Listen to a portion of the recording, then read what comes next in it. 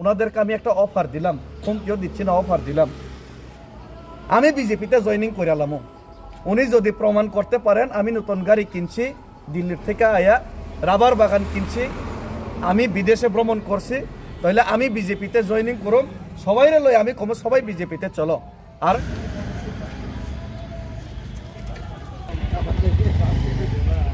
KDC Narakisha Sindhi, Orani David Murasing, Osini David Dabunmaya Kinto, Taimasa Orani, Motani Neta, David Murasini Coxanaya.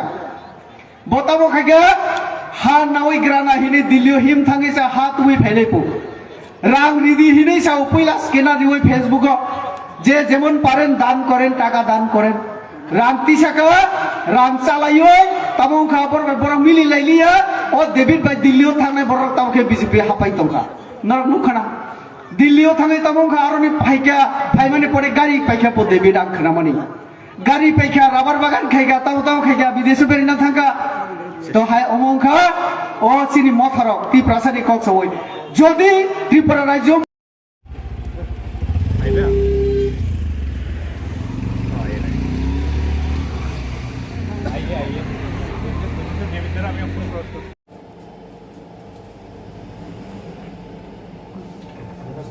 আশা করে সবাই তুলেন একটু, আশা করে receive copy হইল আইনের শাসন থাকলে আমার বিজেপিতে জয়েনিং করার সুযোগ দিব। এটা প্রমাণ করলে আমি সব বিজেপিতে জয়েনিং করে দিব 6,500 কোটি টাকা। হ্যাঁ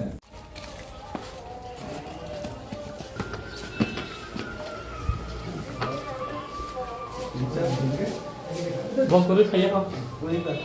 Tháng chưa?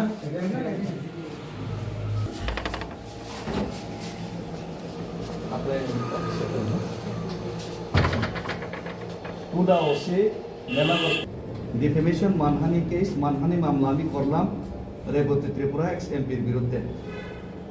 Sir, Shri Rebati Tripura ex MP spread lies against me while giving a speech at Tuivandal public gathering on the date of 25th January 2026 Rebati Tripura মহোদয় প্রাক্তন এমপি, উনি মিথ্যা প্রচার করেছেন তুইওয়ান্দালের একটি জনসভাতে গত 25 তারিখ জানুয়ারি 2026 তিনি ওই বক্তৃতায় বলেছেন, he said that I after moving from Delhi foot march movement I bought a new car, bought a rubber garden and traveled abroad, which was a lie.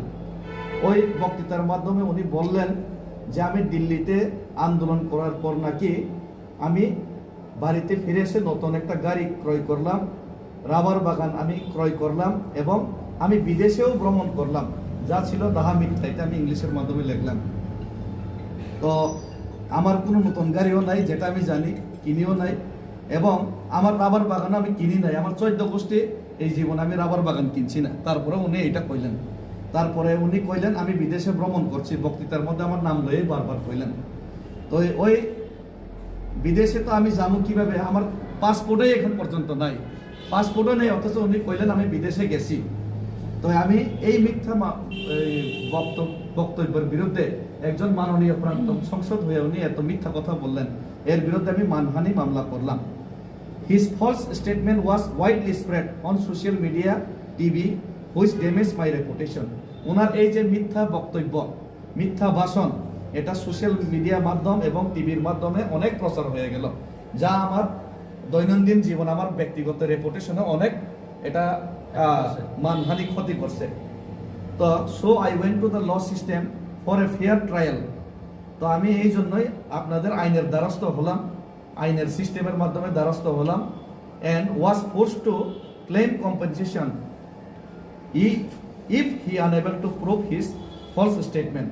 তাই আমি ওনার এই যে মিথ্যা প্রচার এবং মিথ্যা বক্তব্য উনি যদি প্রমাণ করতে না পারেন, তাহলে উনি কি প্রমাণ করুক। উনি প্রমাণ করতে না পারলে ওনার বিরুদ্ধে আমি এফআইআর এর মাধ্যমে, আইনের মাধ্যমে কম্পেনসেশন এবং মানহানি মামলার আমি ন্যায্য বিচার চেয়ে আপনাদের কাছে আসলাম। আমি David Murasing, your faithfully Shri David Murasing. আমার ফোন নাম্বার, ডেট দেওয়া হইল, এটা হলো আমার ডেফিমেশন কেসের এফআইআর কপি। সুতরাং এর জন্য আমি আজকে আসলাম। আমার বক্তব্য এটাই, সমস্ত প্রেস মিডিয়ার মাধ্যমে এটাই বলবো, বন্ধুগণ, ভাইগণ একজন মানুষ হিসেবে, ত্রিপুরাসা হিসেবে সবাই গাড়ি রাবার বাগান কিনতে পারে, কিন্তু আমারও আছে, আমার বাপ দাদুর আমল থেকে গাড়ি বাড়ি দাদু আছে, তাই দাদুর থেকে এই যে রাবার বাগান টাগান আছে। কিন্তু দিল্লি থেকে আন্দোলন করে ফিরে আসার পর আমি গাড়ি নিজে যে কিনলাম এটা আমি নিজেই জানি না। আমি যেটুকু জানি, আমি, আমার বউ, আমার বাবা, আমার মা, আমার 14 গোষ্ঠীতেও এই 6-7 মাসে কেউ গাড়ি কিনে নাই। আর আমার 14 গোষ্ঠীতেও কেউ রাবার বাগান কিনে নাই এই 6-7 মাসে। আর আমার বোনের ছাড়া কারোর পাসপোর্ট নাই, খালি আমার বোন আমেরিকাতে থাকে, খালি ওনার পাসপোর্ট আছে, আমার নিজের পাসপোর্টও নাই। তারপরেও উনি কইলেন আমি দেশে বিদেশে ভ্রমণ করি। আমি সোশ্যাল মিডিয়ার মাধ্যমে যেটা দেখি, উনি সিঙ্গাপুর দেশ বিদেশে ঘুরেন, কিন্তু উনি উল্টা কইলেন আমি বিদেশে যাই। আমার তো পাসপোর্টই নাই, আমি কেমনে বিদেশে গেলাম? তো আমি বিদেশে গিয়া থাকলে আমি কি উগ্রপন্থী লুকাইয়া চুরি নি বাংলাদেশে গেলাম না কই গেলাম? উনি প্রমাণ করুক। তাই আমি এই এফআইআর করতে বাধ্য হলাম। এই মানহানি মামলা আপনারা গ্রহণ করবেন নাকি এটা বললাম। তো এটার আমার একটা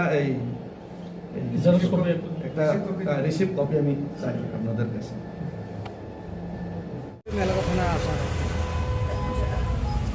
কি আর বলবো, জুমলা মিথ্যা আর মিথ্যা। যেটা সোশ্যাল মিডিয়ার মধ্যে আজকে দেখলাম,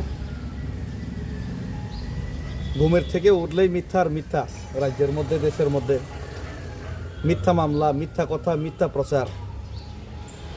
আজকে দেখলাম মাননীয় মুখ্যমন্ত্রী বলছেন সোশ্যাল মিডিয়ার মাধ্যমে, আমি দেখলাম মিথ্যা ঠকানো এর নাকি উনি প্রিন্সিপাল ইউনিভার্সিটি খুলবেন। ওইটার মধ্যে দেখলাম কেউ মিস কল দিলে চাকরি, কেউ 10,323 को नौकरी मिलेगा ही मिलेगा, घुमा घुमा के सालाना चालाना, কেউ এই বলছে, কেউ বলছে 50,000 চাকরি। তো এই করতে করতে কিছুদিন আগে আমি ত্রিপুরার মধ্যে যে অন্যায় হচ্ছে সংখ্যালঘুদের বিরুদ্ধে, ত্রিপুরাসা একট বাস্তবায়ন হচ্ছে না, এর বিরুদ্ধে আমি দিল্লিতে পেদল যাত্রা করলাম। এর সমস্যার সমাধান তো কেউ করেইনি ত্রিপুরাসাদের, বরঞ্চ আমার ঘরে নোটিশ এসে পড়েছে, একটা ফলস নোটিশ। পরে দিয়ে জানতে পারলাম ফলস নোটিশের কোনো উত্তরই নাই এসডিএম সাহেবের কাছে। এখন আমি মামলা করবো আবার ওনাদের বিরুদ্ধে। মিথ্যা হলে তো আমি ছাড়তাম না। কয়েকদিন পরে দেখলাম ঠিক আছে, এখানে বস্ত্র বিতরণ করে সেরা ত্রিপুরাসা জনগণদের একটা ভুলভাল বোঝানোর একটা জনসভা হবে। বস্ত্র বিতরণ বলবো না, জনসভা। তো এখানে দেখতে পেলাম বস্ত্র বিতরণ করিয়ে ওইখানে ত্রিপুরাসা একট দেওয়া হবে না বললেন মাননীয় মুখ্যমন্ত্রী। ত্রিপুরাসাদের বিরুদ্ধে আমি আছি উনি বক্তৃতাতে বললেন।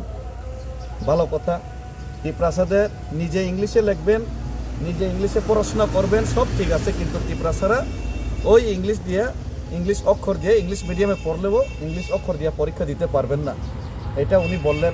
কিছুদিন পরে মাধ্যমিক 12 হবে, দেখবেন ত্রিপুরাসাদের অবস্থা। এরই মধ্যে ঠিক আছে, সব কিছু ঠিক আছে, এরই মধ্যে রেবতী বাবু অতি উৎসাহে আমাকে গালিগালাজ করতে গিয়ে ওনারা বিভিন্ন অঙ্গভঙ্গি করে প্রায় আমাকে গালিগালাজ করেন, কিন্তু আমি প্রায় 2-3 মাস সহ্য করলাম। কিন্তু এখন সহ্য সীমারেখার বাইরে চলে গেল, লক্ষ্মণ রেখা পার হয়ে গেল। উনি বললেন আমি নাকি দিল্লিতে আন্দোলন করে এসে জনগণের টাকা দিয়ে আমি বাড়িতে এসে একটা নতুন গাড়ি ক্রয় করলাম। কিন্তু আমি জানি এই দিল্লি থেকে আমি আসার পর এই গত 6 মাসে আমি না, আমার মা না, আমার বাবা না, আমার ওয়াইফ না, আমার 14 গোষ্ঠীতেও কেউ নতুন গাড়ি কিনছে না। কিন্তু তাই না কইলেন আমি নতুন গাড়ি কিনছি। তো এটা কোনান থেকে সোর্স পাইলেন, কোনান থেকে উনি এই বক্তব্যটা দিলেন? এটা তো একজন মাননীয় এমপি, প্রাক্তন এমপি হইয়া, এত বড় নেতা হয়ে উনি এটা প্রমাণ করুক।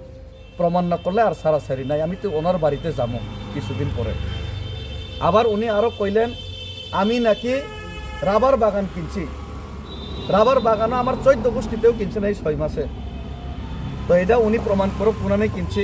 তারপরে উনি কইলেন খুব হাস্যকর ব্যাপার, আমি ভারতবর্ষের বাইরে কোনো দিন বিদেশ ভ্রমণ করছিও না, একদিন খালি ভুটান গেছিলাম, এটা তো পাসপোর্ট লাগে না, এটা ওই 4-5 বছর আগে। উনি কইলেন আমি নাকি বিদেশে ভ্রমণ করছি, আমার তো পাসপোর্টও নেই, আমি কেমন বিদেশে ভ্রমণ করব? তো এইসব মিথ্যা উনি যে প্রচার করছেন, এইটা ভিডিওর মাধ্যমে, সোশ্যাল মিডিয়ার মাধ্যমে যে প্রচার হইলে এটা তো আমার মানহানি হইল, এটা তো আমি সহ্য করতে পারলাম না। এই লেগেই আমি ওনার বিপক্ষে এই মানহানি মামলা করতে আজকে বাধ্য হলাম। উনি এটা কোর্টের মধ্যে জবাব দিক যে আমি কোনানে গাড়ি নতুন কিনলাম, কোনানে আমি রাবার বাগান কিনলাম, কোনানে আমি বিদেশ ভ্রমণ করলাম আমি বিনা পাসপোর্টে, এটা উনি প্রমাণ করুক। আর একটা কথা, কোনো সারাসারি নাই, এফআইআর করলেও ওনাদের বাড়িতে আমি যাব। আমি জানি মুখ্যমন্ত্রী মানিক সাহার কোয়ার্টারের সামনেই জিষ্ণু দেববর্মা মাননীয় প্রাক্তন ডেপুটি সিএম, এখন বর্তমান রাজ্যপাল, উনি যে কোয়ার্টারে থাকতেন এখানেই প্রাক্তন সাংসদ, এখন উনি এখানে থাকেন। আমি 1 সপ্তাহ বা 10 দিন সময় চাইলাম, ওনাদেরকেও সময় দিলাম, ওনারা ক্লিয়ার করুক, নতুবা আমি ওনাদের বাড়িতে যাইতে বাধ্য হমো যে জিগাইতে, মিডিয়া টিডিয়া লয়ে আমি যাবো। এবং শুধু এটা না, ওনাদেরকে আমি একটা অফার দিলাম, হুমকিও দিচ্ছি না, অফার দিলাম, আমি বিজেপিতে জয়েনিং করে এলাম। উনি যদি প্রমাণ করতে পারেন আমি নতুন গাড়ি কিনছি, দিল্লির থেকে আয়া রাবার বাগান কিনছি, আমি বিদেশে ভ্রমণ করছি, তাহলে আমি বিজেপিতে জয়েনিং করুন, সবাইরে লই আমি কম, সবাই বিজেপিতে চলো। আরও একটা জিনিস, মুখ্যমন্ত্রী মানিক সাহা মহোদয় ওই এখানে ভাষণ দিলেন, গতকালকেও ভাষণ দিলেন, প্রায় ভাষণ দিলেন, এডিসিতে নাকি উনি এডিসির যে দপ্তরগুলিতে উনি নাকি 6,500 কোটি টাকা উনি পাঠাইলেন গত 25-26 অর্থ বছরে। তো আমরা হতবাক, 6,500 কোটি টাকা এডিসির মধ্যে এত কাজ নাই, পয়সা নাই। পরে দিয়ে আমি এডিসির মাননীয় কার্যনির্বাহী সদস্য সিএম পূর্ণচন্দ্র জমাতিয়াকে আজকেও কল করলাম, ওই কত টাকা রিসিভ হয়েছে জিগাইলাম, উনি কইলেন মাত্র 670 কোটি টাকা না কত রিসিভ হইলো এই বছরে। তো কাগজ দিতে পারবেন নি জিগাইলাম, উনি কইলেন কাগজ দিয়ে দিব কত টাকা রিসিভ হয়েছে। তো উনি তো রেডি আছে, 650 কোটি টাকা যেটা এডিসিতে রিসিভ হয়েছে ওই কাগজ কালকে দিয়ে দিব, ওই কাগজটা আমি নিমু। তো মানিক সাহা মাননীয় মুখ্যমন্ত্রী মহোদয় 6,500 কোটি টাকা যদি এডিসিকে দিয়া থাকে, উনিও কাগজ দিক। কয়েকদিন আগে বিধানসভাতে মাননীয় বিধায়ক রঞ্জিত দেববর্মা প্রশ্ন তোলার চেষ্টা করলেন, কিন্তু উত্তর দিতে পারলেন না, প্রশ্নও অ্যাকসেপ্ট করা হলো না। গভর্নর হাউসে গেলেন, 6,500 কোটি টাকার হদিস নাই। মিস কলের যেমন হদিস নাই, গোমূত্র পান করার পরে যেমন আর কিছু হদিস নাই, ঠিক সেইভাবে মিস কল দেওয়ার পর এই सालाना घुमा घुमा के चालाना बीजेपी में वोट नहीं देना ऐसा बोलने के बाद वही 6,500 কোটি টাকার এখন হদিস নাই। তা আমি তো চাই বিজেপিতে আমরা করতাম, আমি বিজেপিতে যোগদান করুম মুখ্যমন্ত্রীজি, আমি উৎসাহিত আছি। 6,500 কোটি টাকা যদি আপনারা দিয়া থাকেন, আমি যদি গাড়ি কিনিয়া থাকি, আমি আপনারা যদি আসতে লজ্জাবোধ পান আমার বাড়িতে, আমার ইশারায় যদি আসতে লজ্জাবোধ পান, আমি যাবো আপনার বাড়িতে কোয়ার্টারের সামনে। আপনারা যদি অ্যাপয়েন্টমেন্ট না দেন, আপনার বাড়ির সামনে কোয়ার্টারের সামনে দরকার লইলে আমি চা খাই সেরা একদিন দাঁড়াবো, আপনারা এসে আমার কাগজটা দেখান, আমরা বিজেপিতে জয়েনিং করে নেবো। আমরা সবাই বিজেপিতে জয়েনিং করতে ইচ্ছুক, কিন্তু 6,500 কোটি টাকার ওই কাগজটা দেখান, আমি কোনানে গাড়ি কিনলাম এটা দেখান, তাইলে আমরা বিজেপি জয়েনিং করে নেবো। অফার দিলাম ওনারা, এটাই। আমরা সবাই রেডি আছি, সবাই রেডি আছে, আমরা বিজেপি সবাই রেডি, দাদা